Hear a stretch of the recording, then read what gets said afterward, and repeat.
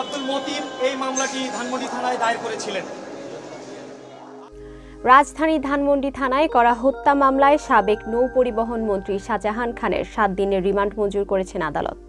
বৈষম্য বিরোধী ছাত্র আন্দোলন চলাকালে গুলিতে আব্দুল মোতালিব নামে এক কিশোর নিহতের ঘটনায় এই মামলা করা হয়। শুক্রবার শাহজাহান খানকে ঢাকার সিএমএম আদালতে হাজির করে পুলিশ। এরপর মামলার তদন্তকারী কর্মকর্তা ধানমন্ডি থানার উপপরিদর্শক মোহাম্মদ খোকন মিয়া মামলার সুষ্ঠু তদন্তের জন্য তাকে 10 দিনের রিমান্ডে নিতে আবেদন করেন। শুনানি শেষে ঢাকার মেট্রোপলিটন ম্যাজিস্ট্রেট মাহবুব আহমেদ তার 7 দিনের রিমান্ড মঞ্জুর করেন। গতকাল বৃহস্পতিবার দিনগত রাতে রাজধানীর ধানমন্ডি এলাকা থেকে শাহজাহান খানকে গ্রেফতার করা হয়।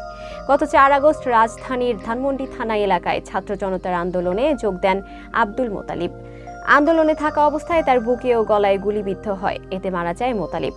এ ঘটনায় গত 26 আগস্ট নিহতের পিতা আব্দুল মতিন বাদী হয়ে ধানমন্ডি থানায় হত্যা মামলা করেন। মামলায় শেখ হাসিনা সহ 176 জনের নাম উল্লেখ করা হয়। এছাড়া অজ্ঞাত পরিচয়ে 250 থেকে 300 জনকে আসামি করা হয়।